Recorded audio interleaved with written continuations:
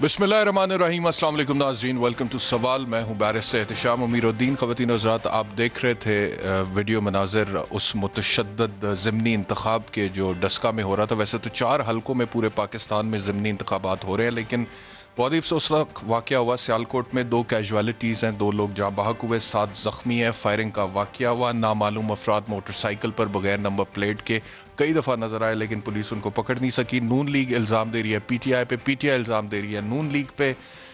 और हकीकत यह है कि ये जो भी इंतखाबात जीत जाए, चारों सीटें, पार्लियामेंट का कॉम्प्लेक्शन नहीं तब्दील होगा।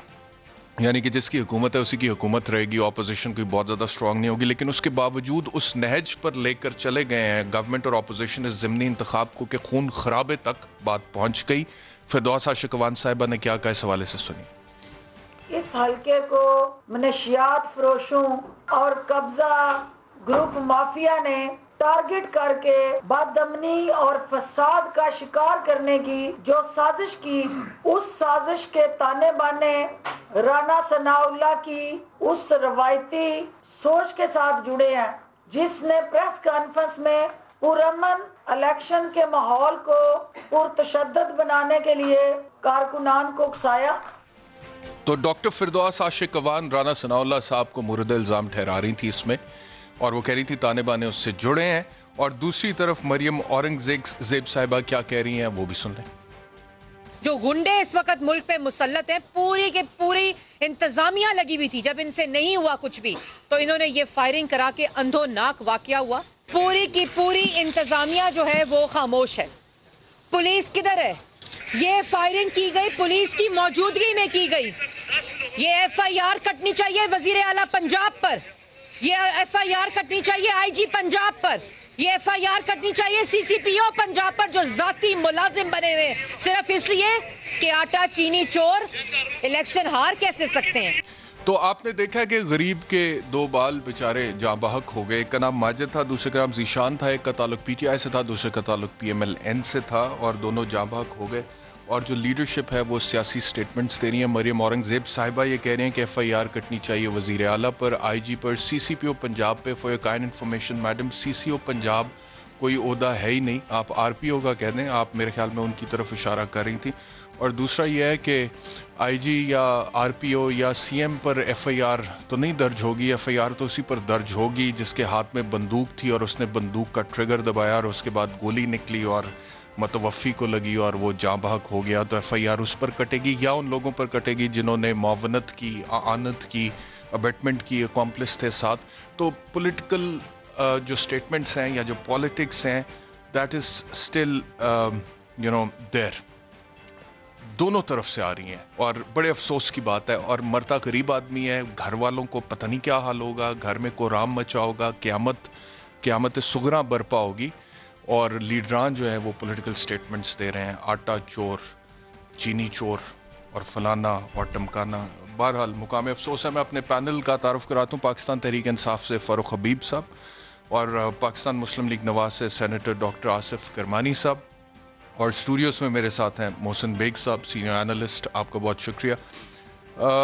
गुफ्तगू का आगाज़ करते हैं। फ़ारूक साहब, आपसे मुझे बताइएगा कि ये एज अ गवर्नमेंट रिप्रेजेंटेटिव भी आप इसके ऊपर ज़रूर कमेंट करें कि ईसीपी जो कि 4 ज़िमनी इंतखाबात नहीं करा सका प्रॉपर पुरअमन तरीके से पीसफुली, आगे क्या करेगा? सेनेट इलेक्शंस में जहां पर 100 पर्दों के नीचे करप्शन होती है, उसको रोक लेगा?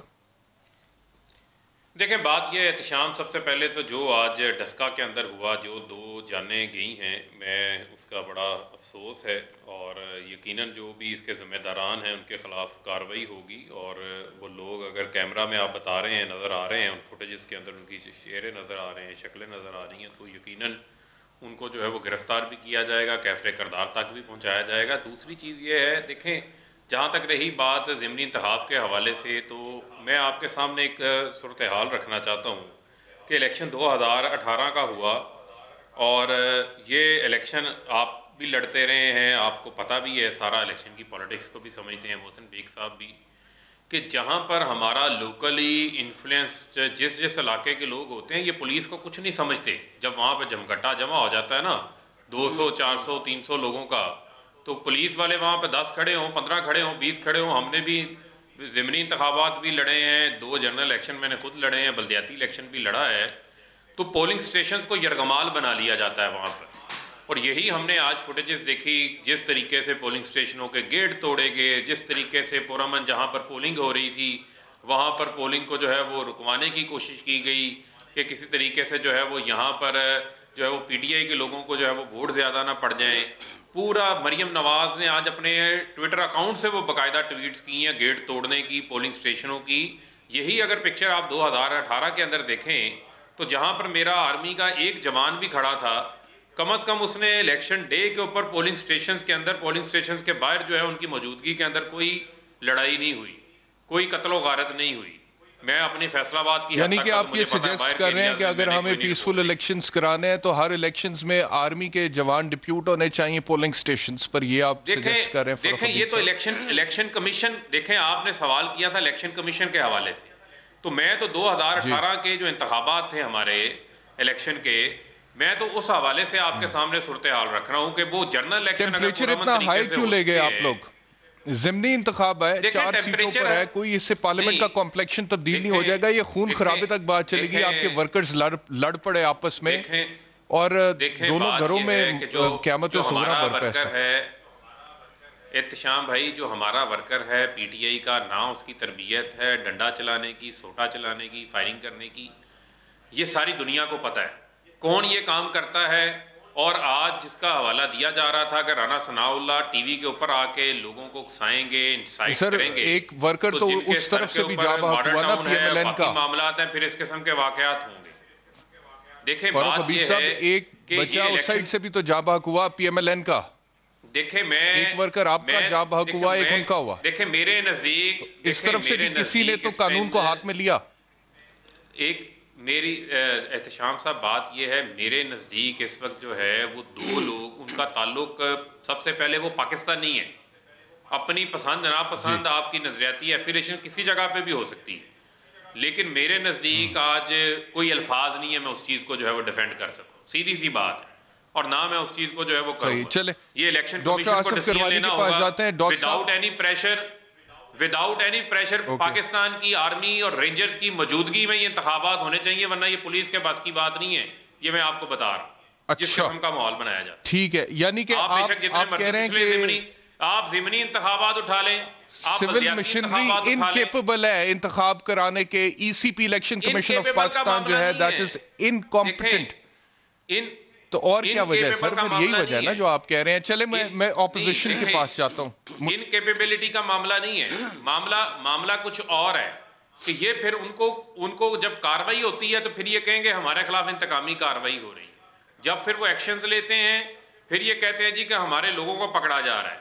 जब पुलिस चेक कर रही थी, इस हल्के के अंदर असला लेकर आ रहे थे, तो हमारे भाई अता तारड़ जबरदस्ती पुलिस की गाड़ी में घुस गए। अभी तक वो ये कहते हैं, तो जब आप असला लेकर आएंगे पुलिस लगाते हैं तो आप फौज को तो सियासी मामलात से दूर रखे। डीजीआईएसपीआर भी बार बार ये कहते हैं, और वो कहते हैं कि हम सियासत में मुदाखलत भी नहीं करना चाहते। तो उस तरह से फौज जो है वो कॉन्ट्रोवर्शियल होती है ना। अभी तक वो कहते हैं आरटीएस बैठ गया। लेकिन मुझे इजाजत है, मैं ऑपोजिशन की तरफ जाता हूँ, फिर मैं आपकी तरफ वापस आऊंगा। डॉक्टर साहब, मुझे ये बताइएगा, 2 सवाल है आपसे। पहला सवाल ये है, जो ये कह रहे हैं कि फौज तैनात होनी चाहिए पोलिंग स्टेशंस पे, इसके ऊपर अपनी राय दीजिएगा। दूसरा ये जो आपकी मरियम औरंगजेब साहिबा हैं, स्पोक्स पर्सन है पीएमएलएन की, ये कह रहे हैं कि वजीर आला पंजाब पे एफआईआर काटे, आईजी पे काटे, और वो सीसीपीओ पंजाब तो कोई होता नहीं है, लेकिन उन पे भी काट दें। तो ये पॉलिटिकल स्टेटमेंट नहीं है क्या इस तरह के वाकयात के ऊपर, जिसपे एक वर्कर लेवल का बंदा अपनी जान से हाथ धो बैठता है? सियासत तो नहीं चाहिए? बिस्मिल्लाहिर्रहमानिर्रहीम। शुक्रिया बैरिस्टर साहब। सबसे पहले तो मैं ये कहूँगा कि ये जो 2 कीमती जानों का नुकसान हुआ, चाहे ये पीटीआई की तरफ के लोग थे, चाहे पीएमएलएन का था, एक जो भी था, ये 2 पाकिस्तानियों की जान गई है। और बड़ा ही अनफॉर्चुनेट है कि यहाँ ये वाक़या हुआ जी। अब गुजारिश ये है कि जो इलेक्शन कराना होता है और अमन आमा की ज़िम्मेदारी जो होती है, वो इलेक्शन कमीशन, इंतज़ामिया, पुलिस, रेंजर्स, इन सब की ज़िम्मेदारी होती है कि एक ऐसा माहौल वहाँ क्रिएट करें जिसमें कि किसी भी किस्म का कोई भी जानी माली नुकसान ना हो और पुरअमन तरीके से पोलिंग हो। आज सारा दिन आपने ट्विटर्स पे भी देखा, फेसबुक पे भी देखा और हल्के में भी आपके जो कैमरामैन थे वो वहाँ मौजूद थे और मैंने एक वीडियो देखी है जो मुझे कोई शख्स छुप के बना रहा था, वो मेरे पास मेरे इस ट्विटर पे मैंने देखी कि वो पीटीआई के एक उम्मीदवार थे डस्का के, जो कि हवाई फायरिंग भी करवा रहे थे और गालियां भी बड़ी बक रहे थे। अब गुजारिश ये है कि ये जो भी है मामला कि इस वक्त एक्चुअली उम्मीदवार थे, चूंकि इनका ख्याल था जो इलेक्शन लड़ रहे थे, वो जो बंदा जिसने वीडियो वो बनाई है, ये ट्विटर पे मौजूद है, वो ये कह रहा था कि ये पीटीआई का उम्मीदवार खड़ा हुआ और इसके सामने फायरिंग अपने साथियों से करवा रहा है और पुलिस तमाशाई बनी खड़ी थी। आपको मैं भेज दूंगा इसको देख के, मैंने कोई घंटा पहले देखी। नहीं, लेकिन आप कोट कर रहे हैं सर, तो आप कोट करने से पहले तसल्ली कर लेते कि वो पीटीआई के उम्मीदवार थे भी या नहीं थे, क्योंकि ऐसे ही भी कोई वीडियो अपलोड कर देते हैं और कुछ भी लिख देते हैं सोशल मीडिया पर। देखे ना, जो बंदा वीडियो बना रहा है वो कर रहे हैं, आप तहकीक कर ले। मैंने तो आपको एक बताया ना कि मैंने उम्मीदवार तो मल्ली साहब है ना, वहां से बंदा कर रहे हैं अली असजद मल्ली साहब उम्मीदवार है, तो वो अच्छा मुझे बैरिस्टर साहब जरा मुकम्मल कर लेने दें, शुक्रिया, कि वो एक वीडियो देखी गई है। मैं कहता हूं जी वो कोई भी था, अच्छा, जिसने भी कानून को हाथ में लिया है, कोई भी था, वो उसको काबू करना चाहिए। वो जो पुलिस वहाँ थी वो मेरी पुलिस तो नहीं थी, मेरे अंडर तो नहीं थी, वहाँ जो रेंजर्स थी मेरे अंडर तो नहीं थी। अगर कोई वहाँ लोग असला लेके घूमते रहे और फायरिंग करते रहे, 2-2 घंटे पोलिंग बंद रही, तो आखिर ये पुलिस काय की मर्ज थी। एक मैंने वीडियो देखी है जिसमें पुलिस ऑफिसर जो है खामोश खड़ा हुआ और उसको लोग कह रहे हैं कि ये तुम हटाओ यहाँ से, गैर ज़रूरी जो अंदर कोई बदमाश गुंडे पोलिंग स्टेशन में घुसे हुए हैं, वो कहता आप हटाएं जी उनको। अब गुजारिश ये है कि जहाँ पुलिस तमाशाइयों का रोल अदा करे, और सबसे बड़ी बात देखें, जो हाइप इतनी क्रिएट हो चुकी थी, और वो क्यों हुई इन इलेक्शन में हाइप, आज सूरत हाल ये है कि इनके अपने जो घर इसको क्लेम करते हैं केपी के नौशेरा में, वहाँ बुरी तरह इनका उम्मीदवार हार रहा है पीटीआई का। नेशनल असेंबली डस्का की सीट पर पीटीआई हार रही है, गुजरांवाला की सीट पर पीटीआई हार रही है, और तीनों सीटों पर मुस्लिम लीग नून के उम्मीदवार जीत रहे हैं। एक सेकंड, क्योंकि दरअसल इन लोगों ने जो 2.5 सालों में जो ज़िमनी इंतखाबात में दो कीमती जाने जाएं, एक आपका वर्कर है, एक पीटीआई का वर्कर है। आपने कहा कि जो कोई भी मुलव्विस है या जिस किसी पर भी शक है उसको कानून के कटहरे पर खड़ा करना चाहिए, जो भी है, चूंकि दो चाहे उसका नाम राना सनाउल्लाह क्यों ना हो, क्योंकि फिरदौस आशिक अवान साहिबा राना सनाउल्लाह साहब पे इल्जाम लगा रही हैं। फिरदौस आशिक अवान राना सनाउल्लाह साहब पे इल्जाम लगा रही हैं, तो अगर उनके हवाले से प्रोसीडिंग होती है तो फिर आप कहीं ये तो नहीं कहेंगे ये इंतकामी कार्रवाई है? भाई मैं तो बड़ी खुली बात कर रहा हूं, आपने शायद मेरे भाई गौर ही नहीं किया। मैंने तो कहा जो भी जिम्मेदार है उसको उल्टा लटका देना चाहिए, क्योंकि 2 कीमती जाने गई हैं, 2 घरों के चूल्हे बुझे हैं। इस महंगाई, गुर्बत, बेरोजगारी के दौर में वो लोग अपने जाहिर है घर वालों के लिए रोटी कमा के लाते होंगे, कोई भी हो। मैं इसमें पीटीआई या पीएमएलएन की तफरीक नहीं करता, मेरे लिए वो 2 पाकिस्तानी थे, लेकिन किसका फर्ज था? राना सनाउल्लाह साहब हमारे साथ हैं, मुहसिन साहब उसके बाद आपकी तरफ आ रहा हूँ। राना साहब का भी वर्जन ले लें, क्योंकि डॉक्टर फिरदौस आशिक अवान ने डायरेक्टली उन पर इल्ज़ाम लगाया। बल्कि राना सनाउल्लाह साहब, आप अगर सुन रहे हैं मुझे, तो मैं एक दफ़ा सुनवा देता हूँ डॉक्टर साहिबा ने क्या कहा, then you have the right to respond. सुनवाइएगा जी। इस हल्के को मनशियात फरोशों और कब्जा ग्रुप माफिया ने टारगेट करके बदअमनी और फसाद का शिकार करने की जो साजिश की, उस साजिश के ताने बाने राना सनाउल्लाह की उस रवायती सोच के साथ जुड़े हैं, जिसने प्रेस कॉन्फ्रेंस में पुरअमन इलेक्शन के माहौल को पुरतशद्दद बनाने के लिए कारकुनान को उकसाया। आप पर बराह रास्त इल्ज़ाम लगा रही हैं डॉक्टर फिरदौस के आपने मुतशद्दद किया है इस ज़िमनी इंतखाब को, राना सनाउल्लाह साहब? देखें, ये फिरदौस आशिक अवान साहबा जो है ये पैदाइशी और बड़ी पक्की झूठी हैं ये, और इसी तरह से झूठे इल्ज़ामात जो है वो हर वक्त सारा दिन इनको झूठ बोलने के अलावा और कोई काम नहीं है। मैं आज जब डस्का गया हूँ तो उस वक्त मैंने वहाँ पे मीडिया मौजूद था, मीडिया की मौजूदगी में मैं वहाँ पे गया हूँ। वहाँ पे मैंने किसी पोलिंग स्टेशन के ऊपर मैं नहीं गया, मैं सिर्फ अपने पोलिंग कैंप पे गया हूँ, मैंने अपने कारकुनों को वहां पे पूछा और उनको ये एडवाइस किया कि भाई आपने वोट निकालने हैं, पोल करवाना है, कोई झगड़ा नहीं करना, कोई इंडिसिप्लिन या वायलेशन नहीं करनी। और मैंने वहां पे भी मीडिया से बात की है, मीडिया की जो है वो कैमरों के सामने मैं वहां से वापस आया हूँ। आप मुझे बताएं कि अगर मेरे साथ कोई मुसल्ला लोग थे या मैं किसी को कह रहा था कि जनाब आप जो है वो फायरिंग करें, तो फिर कहाँ है वो वीडियो? ये दिखाएं उसे। अच्छा राणा साहब, जिस पोलिंग स्टेशन में ये वकूआ हुआ है, जो आदमी है, क्या वहाँ पे आपने उस पोलिंग स्टेशन को विजिट किया था? पोलिंग स्टेशन के बाहर फायरिंग करता रहा है और वहाँ पे और उसकी वीडियोस भी बनी हुई है और उसके मुताबिक जो है वो पुलिस को भी कंप्लेंट की गई, आरओ को भी कंप्लेंट की गई, लेकिन उसे तो किसी ने पूछा तक नहीं है। पुलिस तो बिल्कुल जो है वो हाथ पे हाथ रख के बैठी थी वहां पे।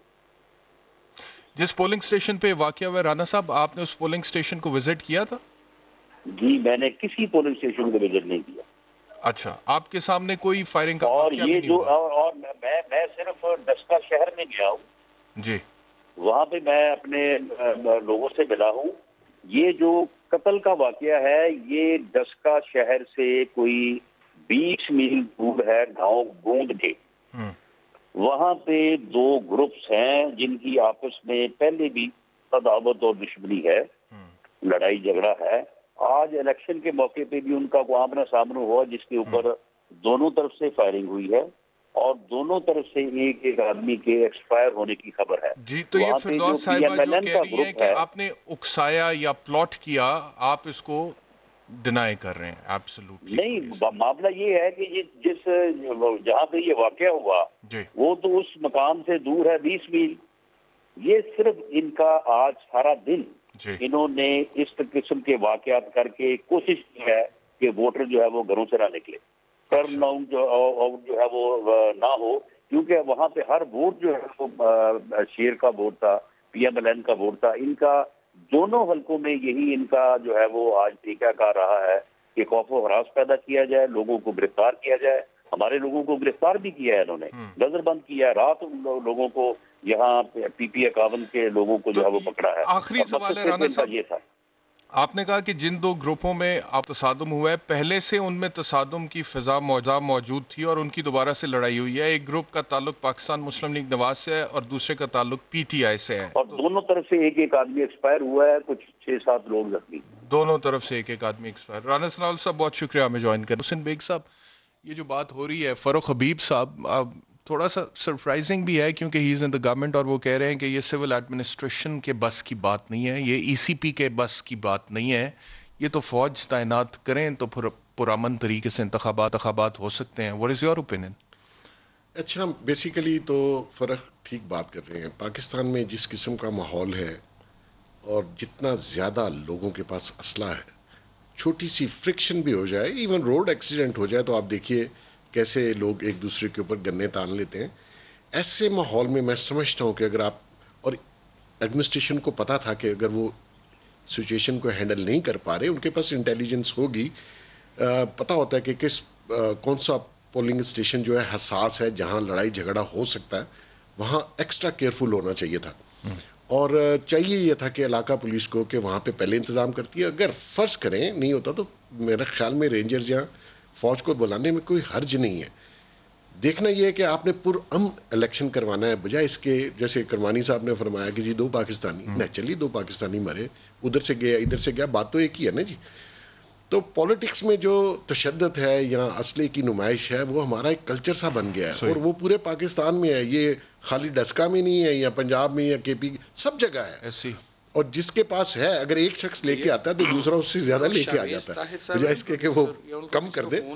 तो देखना यह कि आने वाले दिनों में आपने प्रोसेस को कितना पुरअमन रख सकते हैं, उसके लिए हमेशा आपको इंतजामात एक्स्ट्रा केयरफुल होकर करवाने चाहिए ताकि अपना ओपिनियन जो भी शख्स देना चाहता है, वोट कास्ट करना चाहता है, वो फ्री विल से करे, तशद्दुद और खौफ के मारे। इसमें एक मसला है ना, देखिए एक तरफ हमारे पॉलिटिशियंस खुद कह रहे हैं कि फौज को तैनात करें, दूसरी तरफ जब जो भी मामलात होते हैं, इलेक्शन रिजल्ट्स आते हैं, तो जो पार्टी हारती है वो तो नाखुश होती है, फिर वो रिगिंग के इल्ज़ाम भी लगाती है, वो मेल प्रैक्टिस का इल्ज़ाम भी लगाती है, तो क्या उससे फिर फौज मुतनाज़ा नहीं होगी? देखें, ये तो एक सोची समझी स्कीम के तहत होता है। जो हारता है वो ब्लेम गेम करता है कि जी मैं हार गया और ये हो गया। पिछले इलेक्शंस में भी फौज ने बहुत पुरअमन तरीके से, देखें जो फौजी वहाँ पे खड़ा हुआ है ना, एक वो हवालदार होगा, सूबेदार होगा, लो रैंक के लोग होते हैं, उनकी ड्यूटी सिर्फ लॉ एंड ऑर्डर को देखना है। वो बेचारे पोल नहीं करवा सकते, बक्से नहीं भर सकते, बक्से उठा के नहीं ले जा सकते, उनके लिए सब एक बराबर है। तो ये इल्ज़ाम लगाना कि जी पोलिंग वाले दिन अगर फौज ने कुछ कर दिया तो मैं समझता हूँ बहुत ही नामुनासिब बात है।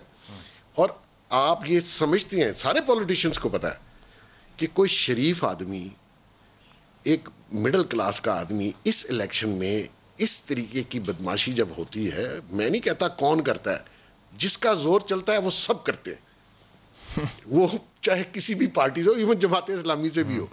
बात यह है कि इस प्रोसेस को धांधली करते हैं नहीं, अपना असर रसूख तो लोग इस्तेमाल करते हैं ना, जिसकी जितनी पावर है अपने एरिया में वो करता है, वो कोई भी हो। मैं रिकॉर्डलेस कि कौन सी पार्टी है, देखना यह है कि आया इस मुल्क में इलेक्शन का प्रोसेस हमने, जैसे ये कह रहे हैं, शफाफ होना चाहिए, पुरअमन होना चाहिए, हर इंसान को उसका फेयर विल से वो अपना वोट कास्ट कर सके, इसको इंश्योर करना है आपने। और ये पॉलिटिशियंस का काम है, आपका मेरा काम तो वोट डालना है। तो ये अगर ये सारे कंसेंसस बिल्ड कर लें और मिलकर एक लाएअमल बनाएं, जो कि इस्लाहात आनी थी, अनफॉर्चुनेटली पीटीआई नहीं ले आ सकी, 2.5 साल गुजर गए और उसमें सारी पॉलिटिकल पार्टीज को शामिल होना चाहिए था। अब ये एक बिल लेके आए, नेचुरली अपोजिशन खफा है इनसे, अपोजिशन से इन्होंने वर्किंग रिलेशनशिप नहीं रखे, इसलिए अपोजिशन ने इनका साथ नहीं दिया। तो अच्छा जी, आगे बढ़ते हैं। प्राइम मिनिस्टर साहब ने आज एक तकरीर की है और कुछ बड़ी इंटरेस्टिंग बातें की हैं। एक तो वो बार बार वो इसहाक डार साहब के वालिद साहब का हवाला देते रहे और अब उनके बच्चों का हवाला देते रहे। वो कहते हैं जी अब ये बेंटले पे घूमते हैं, रोल्स रॉयस पे घूमते हैं, जैसे वहीं पे पैदा हुए थे। तो लेकिन वो मैं बाद में सुनाता हूँ। उससे पहले उन्होंने कहा है कि ये जो करप्शन होती है ना लोअर लेवल पे, पटवारी या थाने लेवल पे, इससे मुल्क तबाह नहीं होता, तबाह तब है अगर प्राइम मिनिस्टर करप्ट हो। ये सुनिएगा सर। आप मुझे एक मिसाल बता दें आज कि एक मुल्क खुशहाल भी हो और वहां करप्शन भी हो। और करप्शन कौन सी, मुल्क को कौन सी करप्शन तबाह करती है?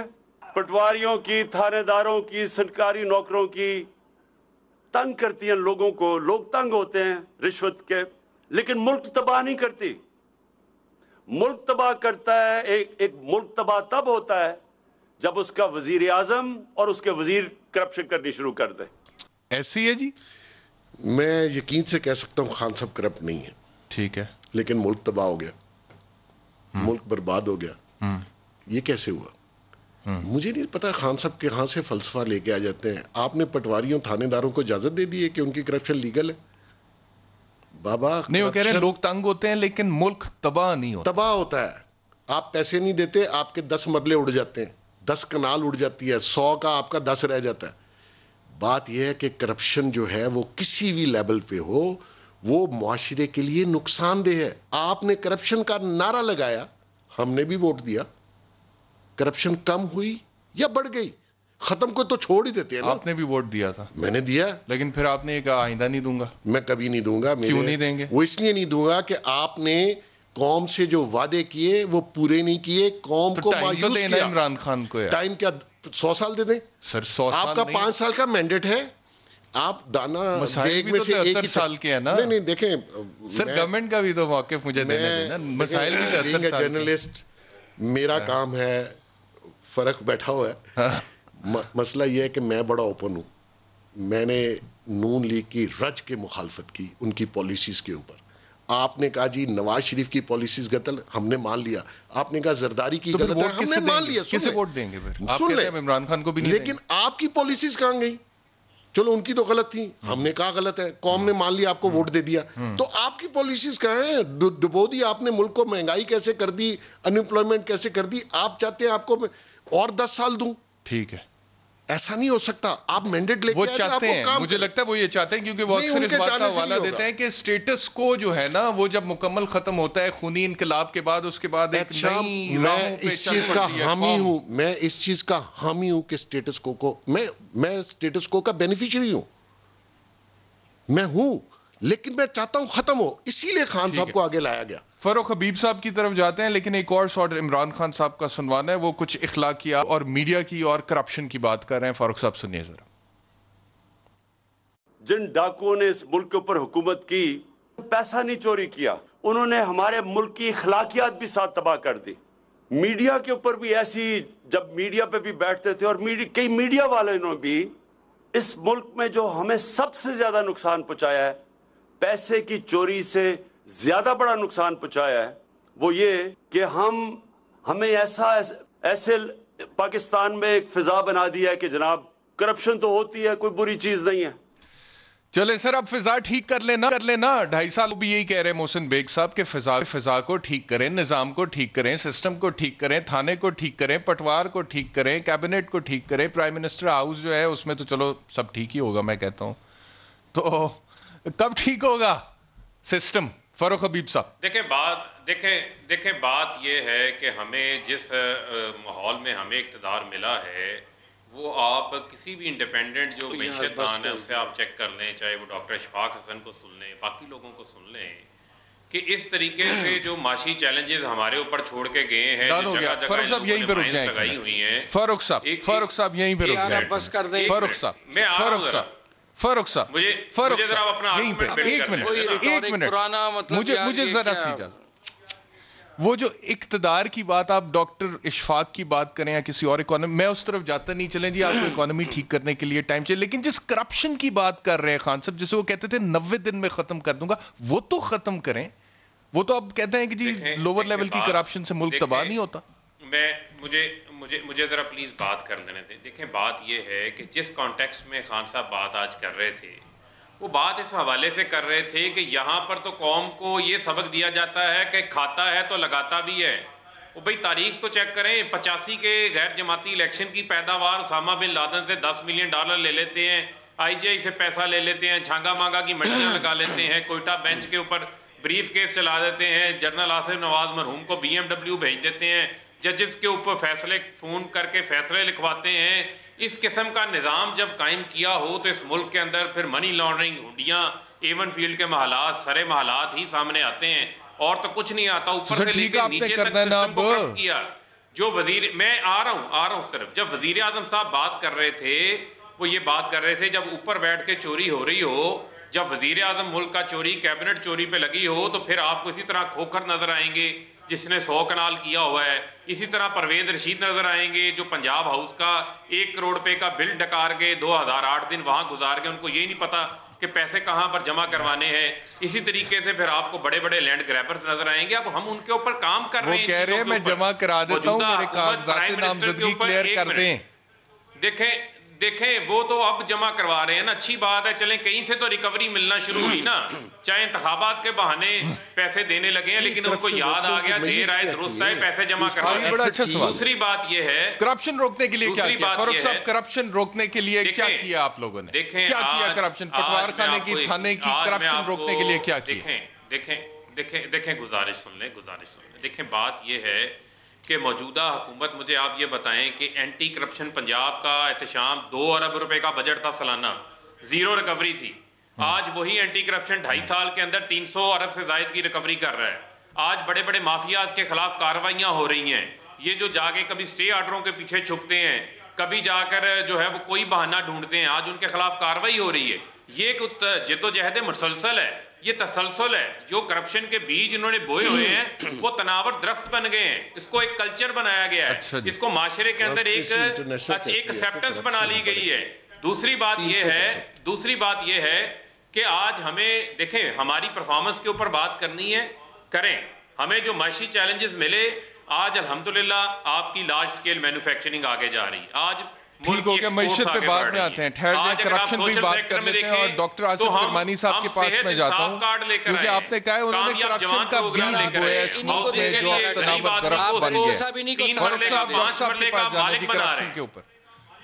फारूक साहब मैशत पे बाद में आते हैं, जी डॉक्टर साहब आपने वो कहते हैं जी करप्शन का बीज बोया इस मुल्क में जो अब तनावर दरख्त बन गया, इतनी जल्दी तो अब ये खत्म नहीं होगा, काटते हुए भी टाइम लगेगा। डॉक्टर साहब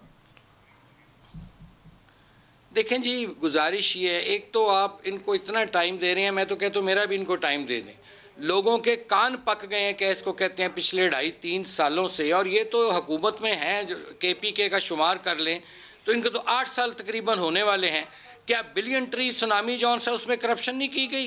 किधर है मालम जब्बा का केस? क्या बातें करते हैं यार, ये लोगों को बेवकूफ़ बना रहे हैं। और इनकी इन्हीं इल्ज़ाम तराशियों, इन्हीं झूठे बयानात, इन्हीं मक्कारियों और अय्यारियों की वजह से आप देखेंगे आज तीनों ज़िमनी इलेक्शन में ये इबरतनाक शिकस्त से इनके उम्मीदवार जौन से हैं वो हो रहे हैं, उनको सामना करना पड़ रहा है। गुजारिश ये है कि ये कब तक ऐसी बातें करेंगे? लोगों के कान पक गए हैं। क्या आप करप्शन की बात करते हैं? क्या NOC का रेगुलराइज कराया करप्शन नहीं है? वो आप बड़े दावे करते थे, आपने तो NOC नहीं लिया। आप कहते हैं करप्शन जनाब ऊपर, जब प्राइम मिनिस्टर या वजीर आजम ठीक होगा तो नीचे। आपने तो खुद करप्शन की, अपना घर रेगुलराइज करा दिया 12 लाख दे के, और गरीबों के घर गिरा देते आप। किसी ने कब्जा किया ज़रूर उसका घर गिराएं। आप तो हाई कोर्ट के, आप अदालतों के स्टे को पांव तले रोनते हैं। आपने तो गरीबों की झोंपड़ियाँ उखाड़ दी पकड़ के। क्या बात करते हैं? आज लोग अपने जो बच्चों को, जो बाप हैं, वो नहरों में फेंक रहे हैं। ये आपकी कारकर्दगी है। 90 दिन की करप्शन आपने ख़त्म करनी थी, एक पाई की आप क्या इसको रिकवरी नहीं कर सकें।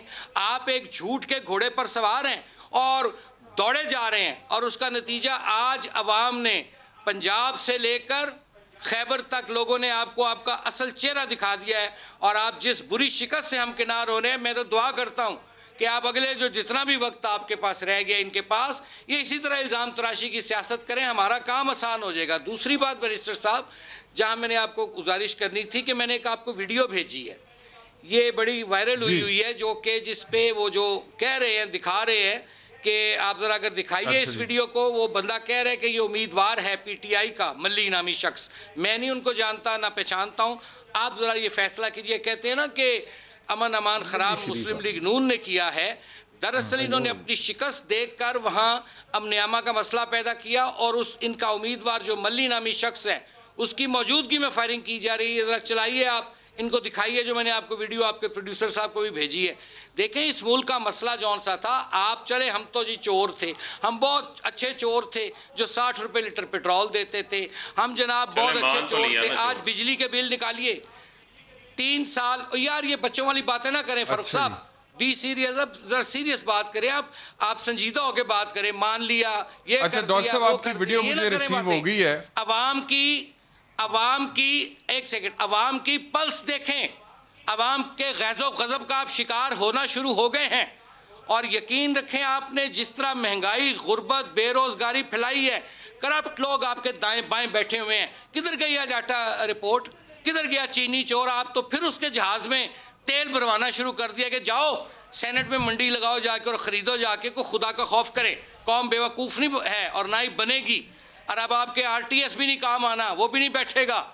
इबरतनाक शिकस्त आपका मुकद्दर है। मुझे इजाजत है, आप लोगों को बच के नहीं आप जा सकते। डॉक्टर साहब, किरमानी साहब, मुझे ब्रेक लेना है। मार दिया है आपने, सफेद पोश की कमर तोड़ दी है आपने, लोगों को महंगाई के पहाड़ पे लगा दिया। क्या बात करते हैं? These are the real issues। आपका राइट, ये रियल इश्यूज हैं। लोगों के मसाइल हल करें। एक ब्रेक के बाद वापस आते हैं।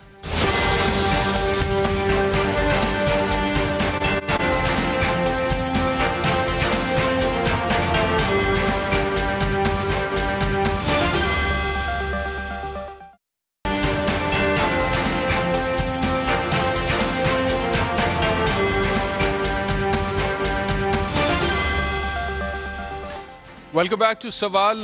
डॉक्टर आसिफ किरमानी साहब, आपने मुझे जो लिंक भेजा है, इसमें जो एक वीडियो है, अब there is a lot of chaos in this video and I can not decipher कि इसमें कौन कौन है, और क्योंकि मैं बहुत सारे लोगों को पहचानता भी नहीं, और फिर इसमें गालियाँ इतनी ज़्यादा हैं कि हमारे पास टाइम ही नहीं है कि अब हम लाइव शो के दौरान बीप करके इसको चला सके। तो इस वजह से ये वीडियो फ़िलहाल इस तरह से तो मैं नहीं चला सकता। ऑफ कोर्स इसके फोरेंसिक्स भी होते हैं। अगर ये video has to be treated as an admissible piece of evidence in a court of law, तो उसकी काफ़ी रिक्वायरमेंट्स हैं। It has to pass that test. और खैर राना सनाउल्लाह साहब ने ऑन रिकॉर्ड कह दिया कि 2 ग्रुप थे, एक PMLN का था, एक PTI का था, दोनों में आपस में पहले से तसादुम था, दोनों में लड़ाई हुई, फायरिंग हुई, एक बंदा इधर से मरा है, एक बंदा उधर से मरा है, तो वायलेंस तो हुआ है। अब कौन उसका रिस्पॉन्सिबल है, of course that will be decided by through the investigation and by a court of law. लेकिन फरूख हबीब साहब, आसिफ किरमानी साहब ने जो कुछ कहा आपकी पार्टी की परफॉर्मेंस के हवाले से आप रिस्पॉन्ड करें, फिर मैं मोहसिन बेग साहब की तरफ जाऊँ। देखें, बात यह है कि इन्होंने तो एक तोते मैना की कहानी जो है वो रटी हुई है। मैं आपके सामने फैक्ट्स रख देता हूँ।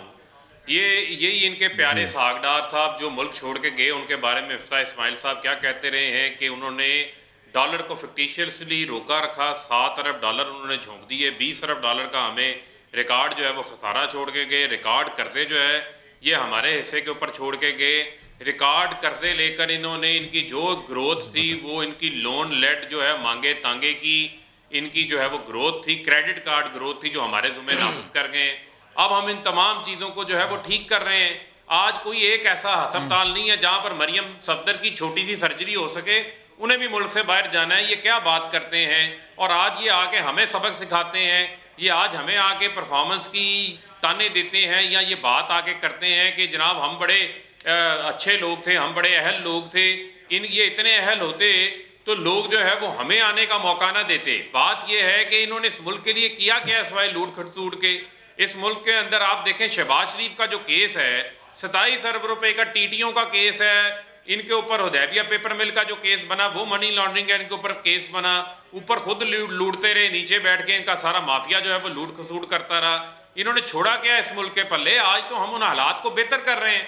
आज इस मुल्क का सबसे बड़ा सोशल प्रोटेक्शन प्रोग्राम जो है वो वज़ीर आज़म इमरान खान लेकर आए हैं, सेहत इंसाफ कार्ड की शक्ल में, जहां पर गरीब आदमी को 10 लाख रुपए की सालाना इंश्योरेंस होगी उसकी। पंजाब की, खैबर पख्तूनख्वा की सारी आबादी को जो है वो हेल्थ कवर जो है वो मिलने जा रहा है। कामयाब जवान प्रोग्राम, हम नौजवानों को आसान शराइत के ऊपर सरमाया फराहम कर रहे हैं, वो अपने कारोबार शुरू कर सकें। आज बड़ी तादाद में मैं फैसलाबाद बैठा हूँ, जो इसको ये टेक्सटाइल का कब्रिस्तान बना गए थे। 40 रुपए किलो पावर लूम कबाड़ के भाव बिक रही थी। आज यहाँ पर जो है वो लेबर नहीं मिल रही लोगों को, जो हुनरमंद लेबर है उसकी शार्टेज हो गई है। आज हमारी पॉलिसीज ने डिलीवर करना शुरू कर दिया। आप तमाम इंडिकेटर से उठा के देख लें, स्टॉक एक्सचेंज ऊपर जा रही है। आज आप देखें कि फॉरेन रेमिटेंसेज में मुसलसल जो है वो इजाफा होता जा रहा है। आज हुंडी हवाला आज का वजीर आजम नहीं कर रहा, रुक गया। दूसरी बात ये है, 5-5 कैंप ऑफिस होते थे, बैरूनी दौरों पे जाते थे, लाखों डॉलर खर्च करते थे। आज के वजीर आजम का तो कोई कैंप ऑफिस नहीं है। आपका ताल्लुक तो वैसे फैसलाबाद से ये बात दुरुस्त है कि वहाँ पे टेक्सटाइल मिल्स को लेबर मिल ही नहीं रही, इतनी नौकरियां हो गई हैं फैसलाबाद में। ये बात दुरुस्त है फारूक साहब? आप फैसलाबाद से इलेक्शन भी आपने वहां से लड़ा है। आपके शो के दौरान मुझे एक इंडस्ट्रियलिस्ट ने मैसेज भेजा, उसने कहा ये पढ़ के सुना दें। हमारी जो इंडस्ट्री है, हमारी एक इंडस्ट्री में 8,000 मुलाजिम थे, पिछले 2 माह के अंदर 3,000 मुलाजिम उन्होंने और भर्ती किए, और वो मुझे कह रहा है कि मुझे लेबर नहीं मिल रही। लोगों की आज आके देखें, हर फैक्ट्री में यहाँ पर एक्सटेंशन हो रही है। जो टफ स्कीम स्टेट बैंक ने निकाली है उसके जरिए जदीद मॉडर्न मशीनरी लोग पाकिस्तान लेकर आ रहे हैं। नई फैक्ट्रियां यहाँ पर लग रही हैं। फेडमिक आ जाए, इलामा इकबाल स्पेशल इकोनॉमिक जोन के अंदर 3 अरब डॉलर की फॉरेन इन्वेस्टमेंट इस हुकूमत के अंदर आई है। ये जो पिक्चर आपको पेश करते हैं, ये अपने दौरे हुकूमत की पेश करते हैं। इतनी अच्छी कार्रवाई होती, इतनी रोजगार, इतनी नौकरियां लोगों को मिली होती, दूध और शहद की नहरें बह रही होती, तो आज नवाज शरीफ लंदन के महलात में ना बैठे होते, चन्नू मन्नू समेत। आज वो पाकिस्तान के अंदर होते। इस मुल्क को करप्शन की तरफ, लूट खसूट की तरफ लगाने वाले आज हमें भाषण देंगे, हमें लेक्चर देंगे। किस किस्म की यार लैंग्वेज यूज होती है बैरिस्टर साहब? किस किस्म की लैंग्वेज यूज सर? होती है? ये नहीं, मैं रिक्वेस्ट करूंगा फारूक साहब से अपने अल्फाज वापस ले लें। मुनासिब ये आपका प्रोग्राम है या कोई थिएटर है जुगतबाजी का? यार let's be very serious, seriously बात करनी चाहिए। ये क्या जुगतबाजी करनी है? बेसिकली मैं आपसे इत्तेफाक करता हूं इस बात पे। फारूक साहब प्लीज कंसिडर करें ये अल्फाज वापस ले लें। बेसिकली जो फारूक साहब ने इनको मेरे अल्फाज बुरे लगे हैं, मैं अल्फाज अपने वापस ले लेता हूं, कोई मसला नहीं। लेकिन बात हकीकत है कि पूरे खानदान समेत मियां साहब बाहर बैठे हुए हैं। फर्क अच्छी बात है यार। ये देखिए, रिस्पेक्टेबल गुफ्तगू होती है, हम आपस में बैठे हैं। मैं ये कह रहा हूँ, जो फर्क साहब ने नक्शा पेश किया है, करमानी साहब बात करें। एक जुमला बोलना चाह रहे हैं, आप बोल लीजिए, फिर मैं प्लीज। ठीक हो गया सर, उन्होंने अल्फाज वापस ले लिया ना। मेंटेन करना चाहिए, पूरी दुनिया आपको देख रही है। ठीक हो गया, पूरी दुनिया आपको देख रही है। ठीक हो गया, अल्फाज वापस ले लिए उन्होंने। फर्क साहब ने बड़ेपन का मुजाहरा किया, इसमें कोई शक नहीं है। बेसिक चीज़ ये है कि जो फ़र्क ने नक्शा पेश किया, उससे तो मैं समझता हूँ कि मुझे तो बड़ी खुशी है कि अल्लाह करे ऐसा ही हो। लेकिन हम हंस क्यों रहे थे? हासिल इस रहा था, मेरे ख्याल में फैसलाबाद शायद पाकिस्तान में नहीं है। यार कमाल बात करते हैं आप। ओ भाई, पंजाब का इतना इतनी important शहर है। दुनिया बेरोजगार हुई। 5.8 पे जिनको हम चोर कह रहे थे वो छोड़ के गए थे, हम माइनस में हैं। इंडिकेटर सारे FDI फॉरेन इन्वेस्टमेंट जो है वो कहते हैं 3 बिलियन आई है। आप जरा स्टैटिस्टिक्स चेक कर ली, मैं कुछ नहीं कहता। मैं आपको ये बता रहा हूँ कि ओवरऑल पाकिस्तान में इसमें कोई शक नहीं कि टेक्सटाइल के ऑर्डर्स हमें मिले आज हैं। ही एक इंडस्ट्रियलिस्ट ने कॉल की है, नहीं, मैं आपको उसने कहा मुझे लेबर नहीं मिल मेरी बात सुन लीजिए कि इंडिया के बांग्लादेश के ऑर्डर्स कैंसिल हुए, हमें मिले, जी। कोई शक नहीं है। लेकिन हकीकत ये है कि कॉटन इंडस्ट्री में 13 मिलियन बेल्स हम लोग एवरी ईयर ग्रो कर रहे थे। 17 में 12.5 मिलियन बेल्स हुई तो उस वक्त के प्राइम मिनिस्टर ने पूरी एग्रीकल्चर काउंसिल को बुला के कहा इस साल 6 मिलियन बेल्स हुई हैं। हम इस तरीके से नीचे जा रहे हैं तो हमारी एक्सपोर्ट क्या होगी? जो टैरिफ हमने इलेक्ट्रिसिटी का दिया, जो गैस का टैरिफ है, हम उसको कॉस्ट ऑफ डूइंग बिजनेस में कंपीट नहीं कर पाएंगे दुनिया में। आपने जो टैरिफ बढ़ाए, अब आप देखिए, मैं PTI का कोई मुखालफ नहीं हूँ, नून लीग का हामी नहीं हूँ, पीपल्स पार्टी का तर्जमान नहीं, मैं न्यूट्रल आदमी हूँ। मैं ये कहता हूँ कि आपने 2.5 साल में, आपसे फिर कोई खुश नहीं? मैं तो किसी को खुश करने आया भी नहीं हूँ। और आपका फिर मेरे वाला हिसाब, अल्लाह देखो, कोई खुश नहीं होता। कभी खुश होते हैं, कभी ना खुश होते हैं। बात तो सच करनी चाहिए कि जो हमारा ग्रोथ रेट है या वो हम माइनस में इस वक्त, आपने जो पॉलिसीज लानी थी, जो इस्लाहात लानी थी, 2.5 साल गुजर गए, आधा पीरियड तो चला गया ना जी। तो वो कब लाएंगे, कब इंप्लीमेंट होंगी आपके पास? अब जब दोबारा आप इलेक्शन में जाएंगे तो क्या लेके जाएंगे? ये PTI क्या लेके जाएगी? बड़ी मुश्किल से नून लीग से पंजाब मिला, देखिए किसको दे दिया पंजाब का हाल क्या किया। ना वो PTI का फेस था, फर्क ने तो बहुत जद्दोजहद की है। आई नो हिम वेरी, मतलब पर्सनली मैं जानता हूँ। हार्डकोर ग्रासरूट आप ऊपर से ला के लोगों, या इवन सेंटर में जो लोग हैं वो PTI का हिस्सा थे। जो पॉलिसी में इस वक्त लगे हुए हैं वो तो किसी और की पॉलिसी बना रहे हैं ना। अच्छा, मुझे एक चीज समझ नहीं आती है, लोग कहते हैं कि वो डॉक्टर आमिर लियाकत ने भी कह दिया और भी बहुत सारे PTI के लोगों के हवाले से मैंने सुना, कहा जी हम हफीज शेख को वोट नहीं देंगे, PTI का बंदा नहीं है। ओ भाई, वो बंदा 2 साल से आपकी वजारत खजाना चला रहा है, आप कहते हैं PTI का बंदा नहीं? वो वाकई वो सही कह रहे हैं, PTI का बंदा तो नहीं है, ना उसने PTI ज्वाइन की, वो तो as a professional. Prime minister ने उसके ऊपर एतमाद किया ना, 2 साल से आपकी मैशत उसको हैंड ओवर की हुई है। मेरा भी मौकफ यही था कि still he is not. Imran Khan साहब ने कहा कि मेरी 22 साल की जद्दोजहद है, और मैं पहले दिन से इसी टॉक शो में मैंने कहा था असद उमर की क्वालिटीज पे ट्रस्ट ना कीजिएगा, ठीक है जी। अब आप देखिए 2 मिनी बजट लाए, क्यों असद उमर पे क्यों ना करें? नहीं, देखिए बातें करना बड़ा आसान है। अच्छा। मैं भी सारा दिन कर सकता हूँ ना, मैं भी अपने रिपोर्टर, इकोनॉमी के रिपोर्टर से पूछूं और यहाँ आके आपको फलसफे बता दूं, लेकिन मैं इकोनॉमिस्ट तो नहीं हूं ना। अच्छा। इसी तरह उन्होंने 2 मिनी बजट लाए। असद उमर का होमवर्क नहीं था? बिल्कुल नहीं था। आप देख लेना, आप 2 मिनी बजट लाए, वहीं से आपकी इकोनॉमी डाउन हुई, वहीं से आपका असूली तौर पर खान साहब की गवर्नमेंट का जो सत्यानाश किया है वो 2 मिनी बजटों ने किया। ठीक है। आज एक चीज मुझे पसंद आई है प्राइम मिनिस्टर की, आज वो एक वीडियो चली है, PTV ने रिलीज की थी और उसके बाद मेरे ख्याल में सारे न्यूज चैनल्स पे चली है, समा TV पे भी चल रही थी। उसमें वो चारपाई पे बैठ के हाँ जी किसानों के साथ गुफ्तगू कर रहे थे। वो किसान नहीं है जिनके साथ बैठे हुए, वो अरबाब रहीम थे और MQM वाले थे। चलो सर, नुमाइंदे तो थे ना किसानों के।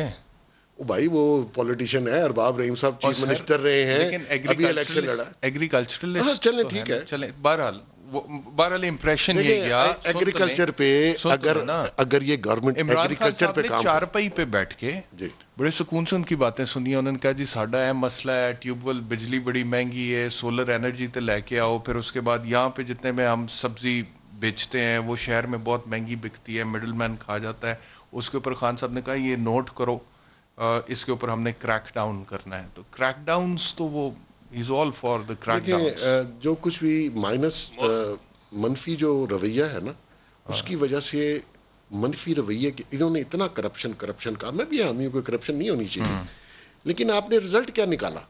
आपने किया क्या? कोई रिकवरी कर ली नवाज शरीफ से, जरदारी से कोई $1 कह तो रहे एंटी करप्शन ने की है पंजाब में। एंटी करप्शन ने, नैब ने रिकॉर्ड रिकवरी की है। अच्छा, एंटी करप्शन रिकवरी में आपको बताता हूँ, किसी थानेदार से, पटवारी से, छोटे अफसरों से, किसी बड़े आदमी को आपने पकड़ा?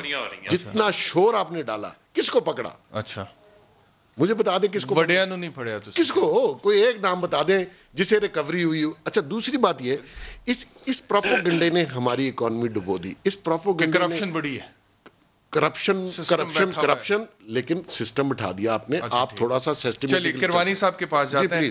किरवानी साहब, इसहाक डार साहब के हवाले से भी प्राइम मिनिस्टर साहब ने आज कुछ कहा, मियां नवाज शरीफ साहब के हवाले से भी कहा, ये भी सुन लें सर।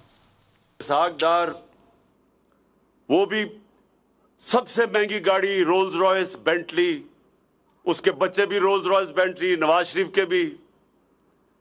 ऐसे लगता है कि ये पैदा ही बरतानिया के बड़े बड़े महलों में हुए थे, ये ग्वाल मंडी में नहीं पैदा हुए थे। इसहाक डार का तो लगता है ऐसे कि बाप की साइकिल की दुकान नहीं थी, मेफेयर में रोल्स रॉयस की दुकान थी। किधर से ये पैसा आया? एक इनके पास एक कागज नहीं बताने के लिए कि ये पैसा यहां से बाहर गया कैसे।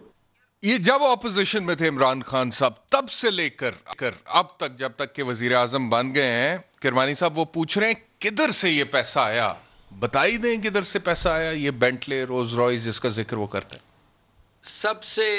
सबसे पहले तो बैरिस्टर साहब, मेरा वजीर आजम साहब से, फ़ारूक साहब से आपके प्रोग्राम के ज़रिए एक सवाल है।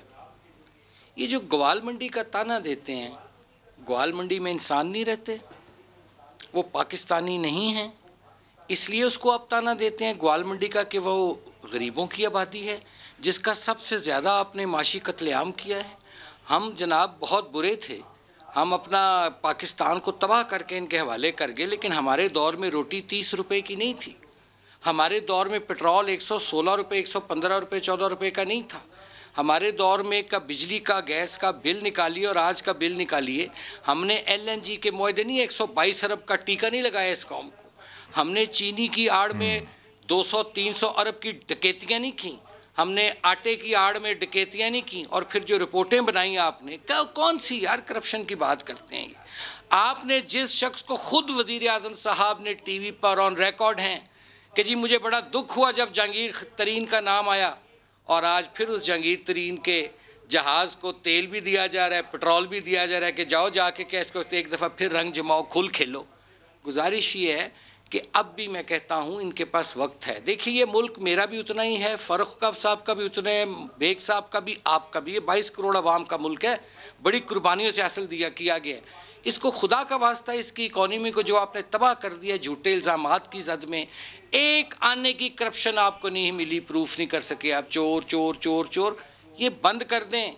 ये जो इलेक्शन में फिर कहता हूँ, जो आज ज़िमनी इलेक्शन हुए, इनके नताइज आपकी आंखें खुल जानी चाहिए। आप देखिए कि आगे ट्रेंड क्या जा रहा है, लोग भूखों मर रहे हैं। जिन लोगों के लिए मुल्क बना था ना, ये कायद आज़म ने कोई चंद लोगों के लिए नहीं मुल्क बनाया था जो जहाज़ों पर उठते फिर रहे हैं। ये गरीब और मिडिल क्लास के लिए मुल्क बना था, और आज सबसे ज़्यादा गरीब और मिडिल क्लास की कमर तोड़ के रख दी इन्होंने 2.5 साल में। हमने तो खिदमत की, और उसका नतीजा आज देखिए कि ज़िमनी इलेक्शन में, जैसे मैंने अर्ज़ किया, पंजाब से लेके खैबर तक शेर जौन से उसकी धाड़ सुनाई दे रही है, और इन्होंने वहाँ अमने अमा का मसला पैदा किया।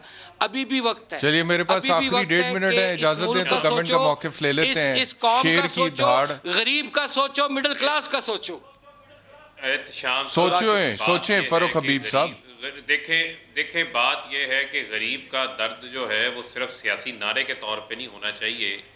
मसला क्या है? मसला ये है कि ये हमें कहते हैं इस मुल्क के अंदर सबसे पहले हुक्मरान ने अपनी शुगर मिलें लगाई, चीनी की मिलें लगाई, शरीफ ख़ानदान ने लगाई। मोहसिन साहब मेरे लिए बड़े काबिल एहतराम है, हमारे बड़े भाइयों की तरह हैं। इन्होंने कॉटन के हवाले से बात की। आप वो शुगर मिलें उठा के देखें जो पंजाब के, इन सेंट्रल पंजाब से साउथ पंजाब जो कि कॉटन ग्रोइंग एरिया था, वहाँ पर शरीफ ख़ानदान ने अपनी मिलें जो हैं वो वहाँ पर मूव की। मुजफ्फरगढ़ में, रहीम यार खान में, लाहौर हाई कोर्ट को उनके NOCs उनके कैंसिल करने पड़े। ये आज क्या बात फ़ारूक साहब एक सवाल का जवाब दे दें, फिर प्रोग्राम क्लोज करना है। कारोबार ऐसा बता दें, एक सवाल का, ये जहांगीर खान तरीन साहब के हवाले से किरमानी साहब ने बात की। फ़ारूक साहब ये ना करते हो। फ़ारूक साहब 30 सेकंड्स हैं, क्विकली बता दीजिएगा। जहांगीर खान तरीन साहब के हवाले से आज वफाकी वज़ीर इत्तलात शिबली फराज साहब ने कहा पार्टी से गहरा ताल्लुक है, तो पार्टी से गहरा ताल्लुक है तो एहतसाब हो जाएगा। देखें पहले हुआ नहीं, मुझे ये बताएं क्या कार्रवाई हुई नहीं? वो तमाम चीज़ें अपनी जगह के ऊपर हैं। और पता नहीं लगा। बात ये है हो गया हो गया। आप वैसे फर्क साहब एक सेकंड एक जुमला 5 सेकंड जरा सुन लेना, सुन ले, मुझे ये बताएं सर 10 सेकंड है मोहसिन साहब नु क्या लेंगे क्या हमने रिपोर्ट को आग लगा दी थी? रिपोर्ट पब्लिक नहीं हुई, कोई तल्लुक नहीं, कोई तल्लुक ही नहीं है। उनकी बुक्स इतनी क्लियर है, उनको पॉलिटिकली जहांगीर तरीन वुड विश यू वर अ जज इन अ कोर्ट ऑफ लॉ जहां पे केस लगा होता। बहरहाल वक्त खत्म हो गया इंशाल्लाह कल मुलाकात होती है। अपना ख्याल रखिए, अल्लाह हाफिज़।